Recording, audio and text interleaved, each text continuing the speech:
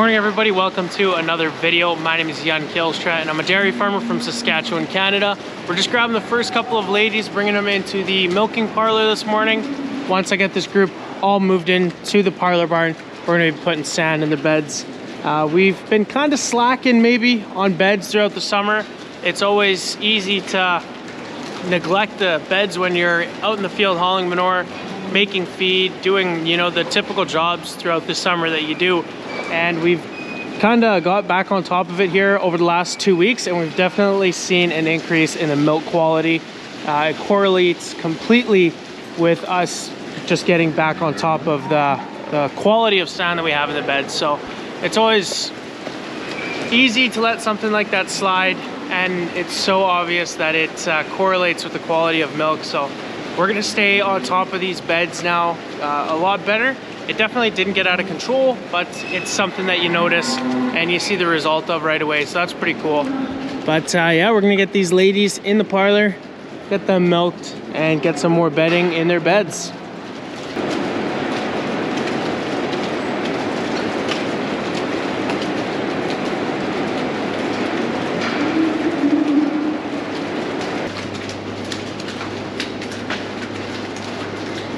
Hey, come on ladies.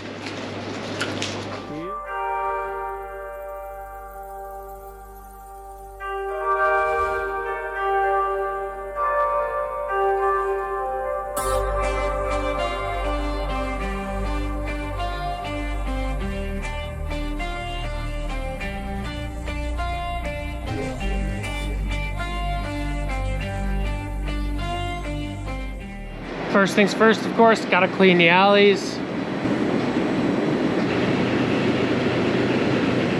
Well, that was easy. Now it's time for sand.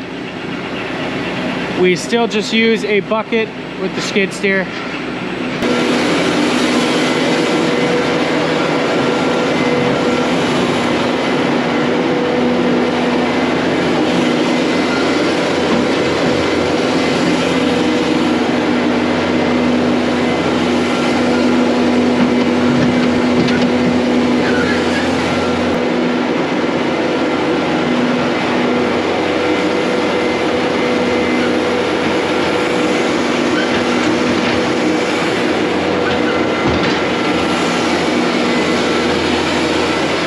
We got one row out of the two in this group done.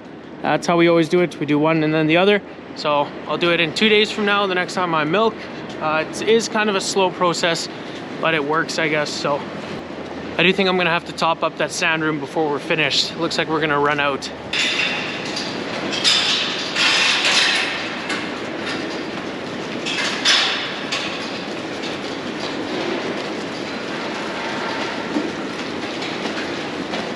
I let the cows in not even a minute ago, and every single bed in the front here that has sand in it is now claimed. The ladies, they just stand in there, get their spot.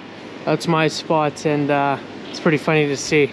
We're all done in the barn for this morning, since I haven't made a video for almost 2 weeks now. I hate doing that, but it's just been kind of slow here at the dairy farm. The last 2 weeks have basically just been milking once a day and then hauling bales for the other half of the day. So that's what you guys see right there. All of the bales that we baled locally here around the farm have been hauled to the farm. That's what I've been doing. So got that done. It's always a big relief to get that job done. It's always a big one that we got to get done in the fall. Seeing all the bales in the yard now is awesome. We got some other kind of big jobs to do yet. We got to pump the liquid manure lagoon down one last time. I imagine that's going to be almost an additional 2.5 feet I got to pump out again. So that thing fills up pretty quickly. We're going to wait as long as we can, hopefully a little bit into November, to get that done yet. And that should take 2 to 3 days, I'm guessing. I also want to clean out all of the solid manure in our corrals. We have 9 corrals in our feedlot in total. And throughout the summer, we don't put any bedding in there. No straw goes in the corrals, but they do crap a lot. And they're quite heavily stocked right now. So there is quite a bit of solid manure to haul out of the corrals. That's going to take 2, 3, maybe 4 days. And another big job I gotta get done yet before everything freezes up this winter is fill up the sand room, which I hope I'll get a start on today. Gotta have a bit of luck to see how the day goes and maybe start on that today. But lots to do. So that's kind of what the rest of this fall is going to look like for me. Quite a few jobs to get done yet, but we'll get it done. Got about 3 weeks left or so. before we could start to expect that permanent frost for the winter. With that, I got one more update I want to show you guys real quick. You guys know our new feed mill set up. It's pretty close to being completely done, but we already put the finishing touch on top, the Canadian flag. We really believe it's important to show pride in the country you live in. So for us, that meant we're gonna put a Canadian flag on top of the new grain leg. Of course, we need some drone shots to go with that.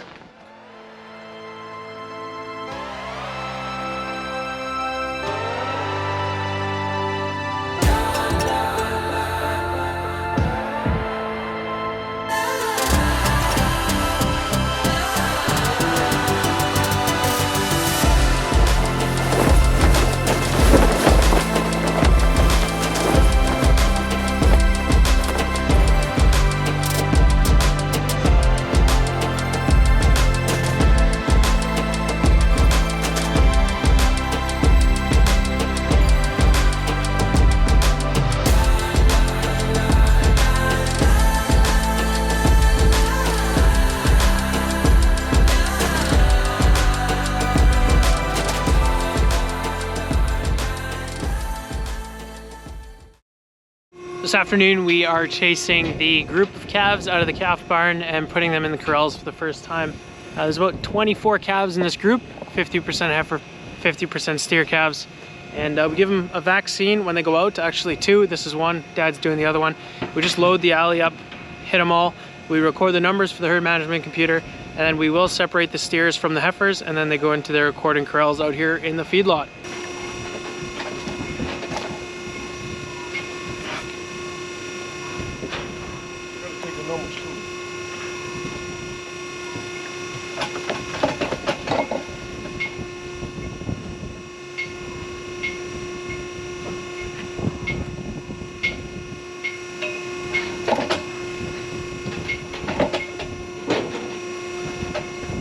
Dad and Miriam are gonna finish those calves there. They just gotta separate the steers from the Holsteins. Put them in the pens.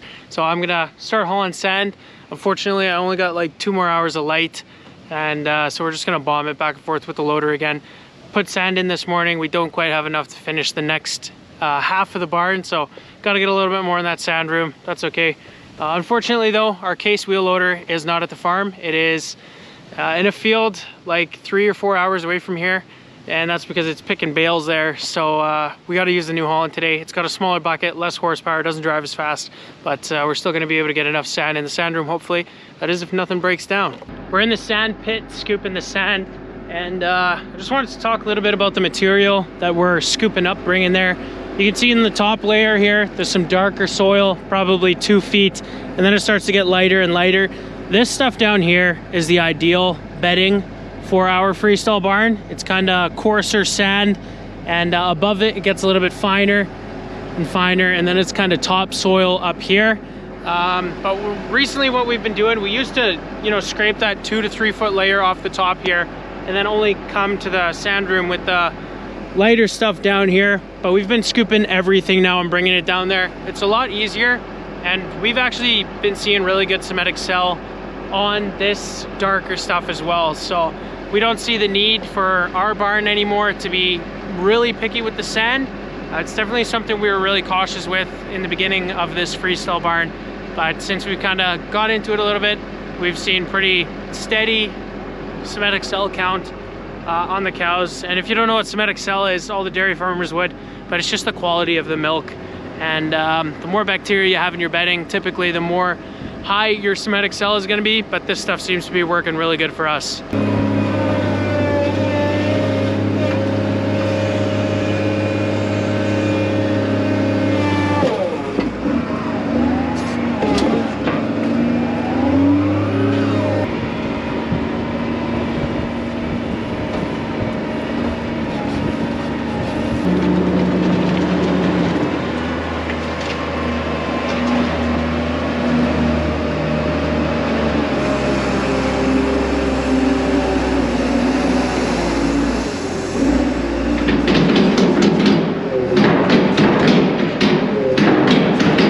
That's the sand we got in there today. It'll be plenty to do the second half.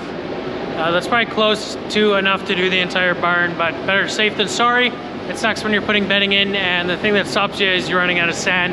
that's gonna be it for today's video. A little bit shorter, and I just had to get an update out there. So I hope you guys enjoyed it, and I hope to see you guys in the next one. Thanks for watching as always.